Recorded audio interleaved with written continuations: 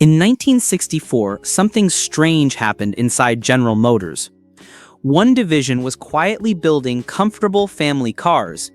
Another had just shocked America with the Pontiac GTO, and sitting between them was Oldsmobile, a brand everyone respected but almost nobody feared.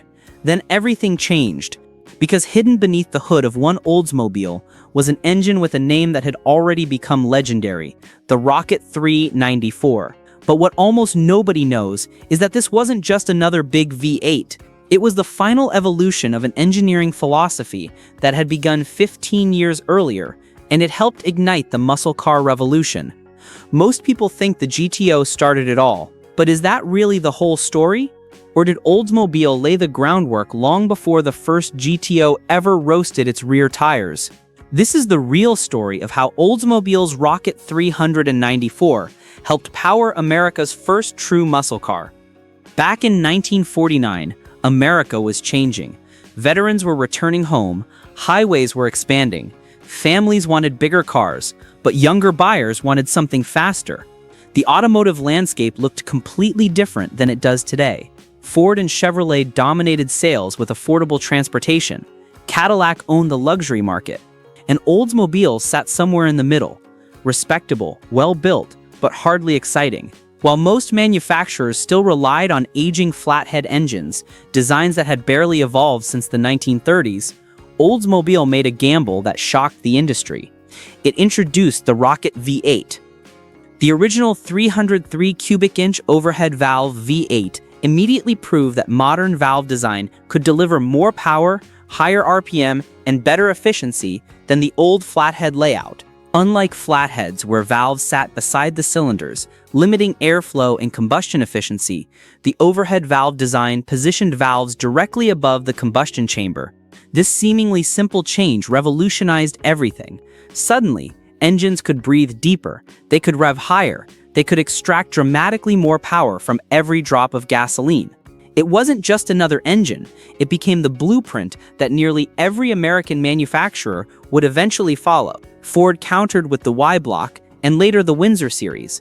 Chrysler developed the legendary Hemi, but Oldsmobile got there first, and that head start mattered more than anyone realized at the time.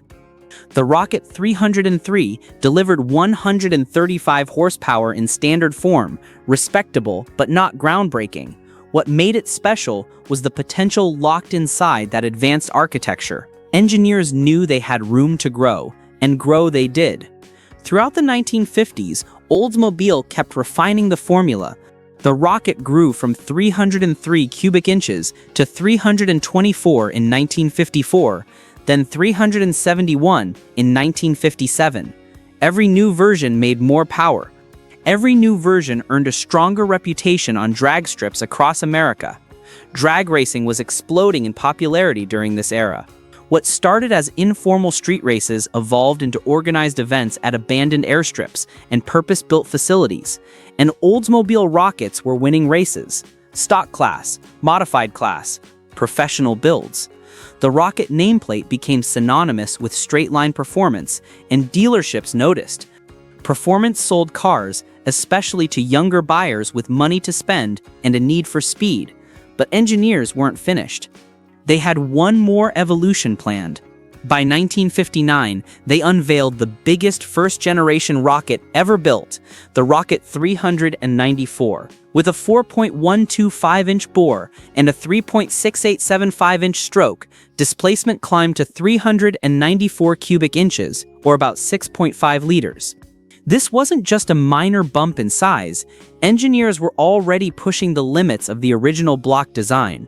Increasing the bore any further would have left cylinder walls dangerously thin, creating hot spots and risking catastrophic failure under sustained high-load conditions.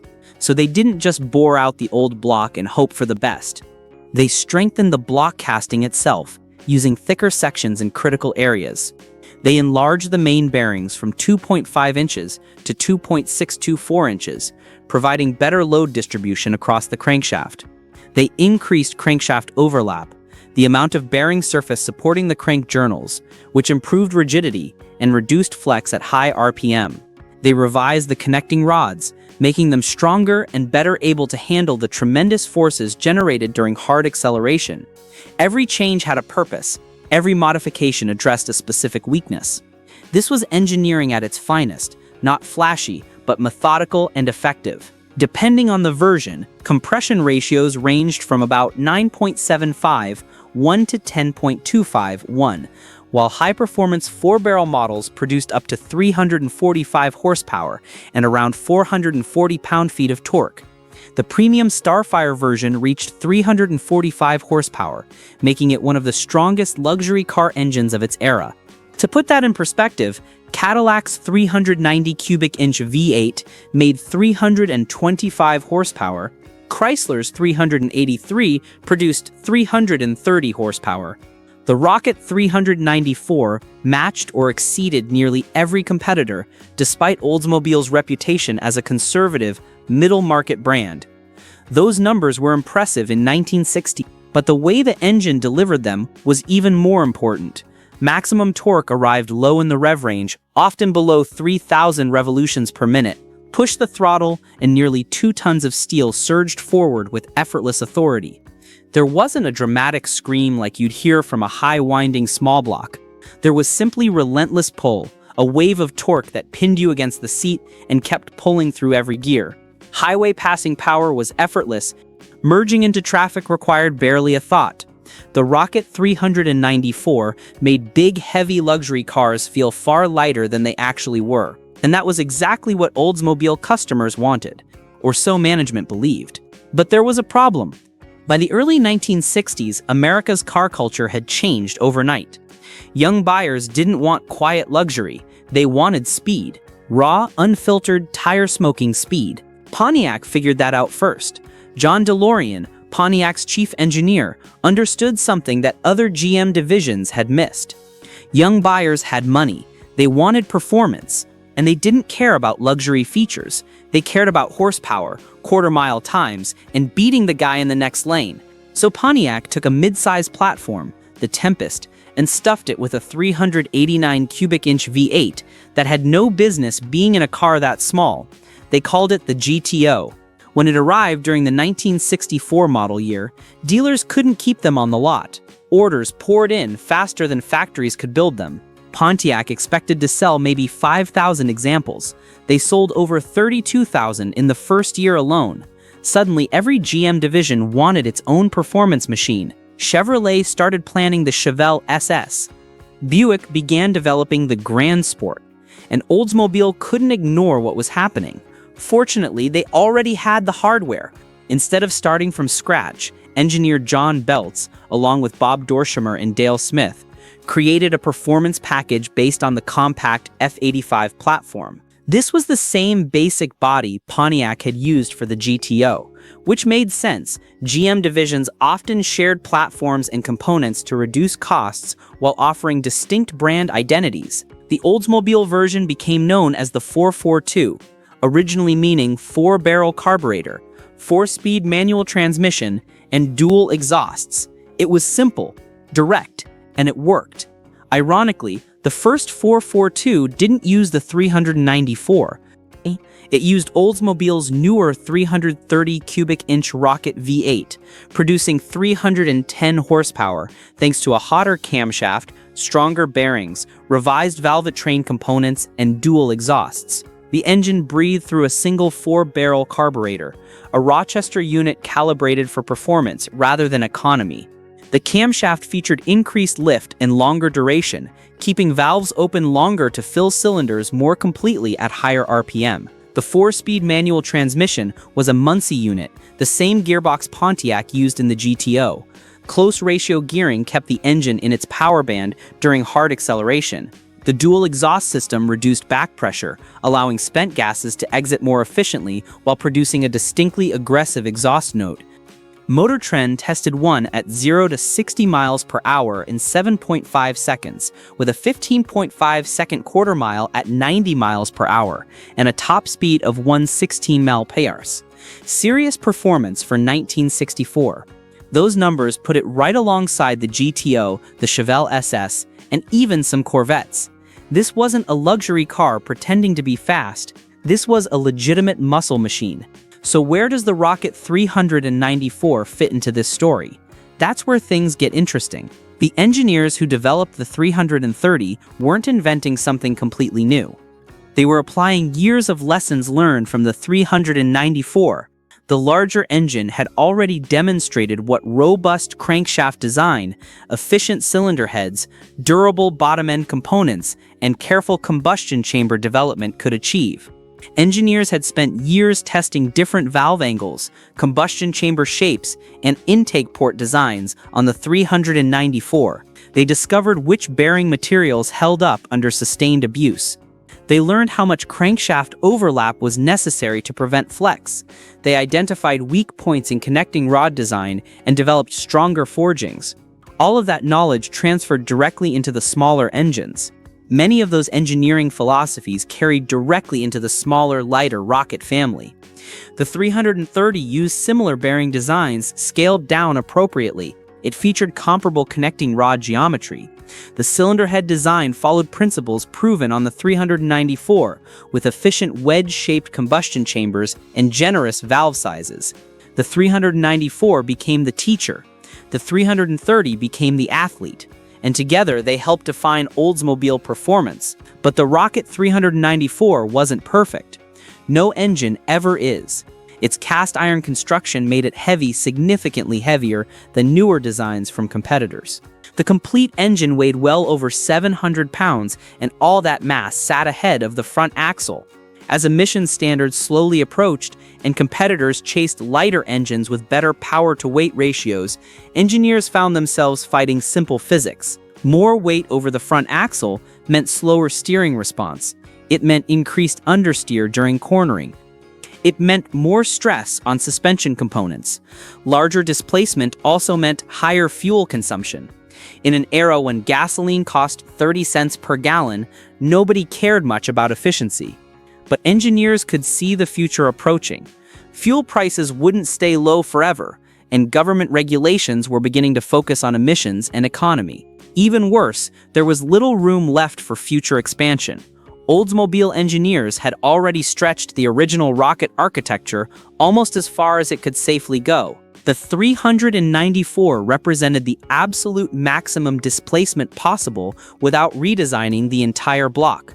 Reliability concerns increased as bore sizes grew, forcing designers to rethink the entire engine family rather than continue enlarging the aging block. Cylinder walls were already thin. Bearing surfaces were already maximized. The deck height, the distance from the crankshaft center line to the top of the block, couldn't accommodate longer strokes without major modifications. The platform had reached its evolutionary dead end. So they made a difficult decision. Instead of endlessly updating the 394, they would replace it. The new generation Rocket engines featured taller deck heights, revised block architecture with thicker cylinder walls, improved oiling systems, and modern bearing materials. The architecture provided room for future growth and eventually grew into the legendary 400, 425, and finally the mighty 455 cubic inch V8s that would dominate the second half of the muscle car era. The 455, introduced in 1968, became the ultimate expression of Oldsmobile performance. With massive torque output, often exceeding 500 pound-feet, it powered some of the quickest muscle cars ever built. The 1970 442 W30 with the 455 engine could run quarter-mile times in the mid-13-second range straight from the factory. But none of that would have been possible without the 394. In many ways, the Rocket 394 sacrificed itself so those engines could exist. It proved the concepts. It validated the engineering philosophies. It showed what worked and what didn't, allowing the next generation to start from a position of knowledge rather than guesswork. Meanwhile, the 442 exploded in popularity. Oldsmobile built only 2,999 examples during its debut 1964 model year, making it surprisingly rare today. Production was limited because the 442 started as a special police package option, not a standalone model. Most buyers didn't even know it existed unless their dealer specifically mentioned it. Yet demand proved enormous.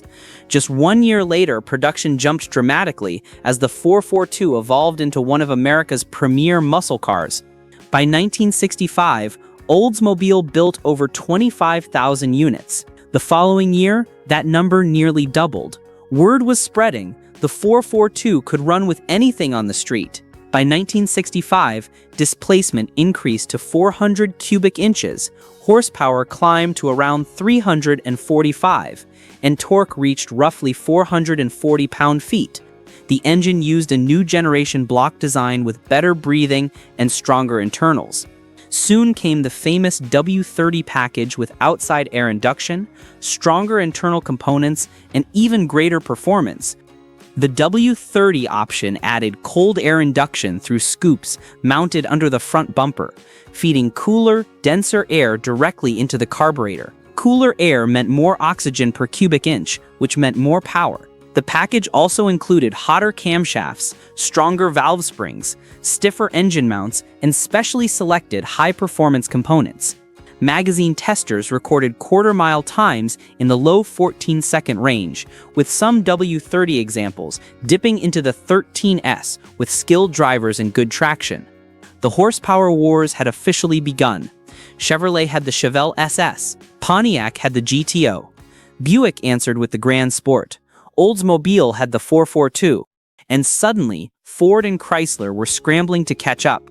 Ford introduced the Fairlane GT, then the Torino Cobra, Mercury had the Cyclone, Dodge countered with the Coronet R/T and Super B, Plymouth built the Roadrunner and GTX. American Motors, often dismissed as an economy car manufacturer, shocked everyone with the AMX and Javelin.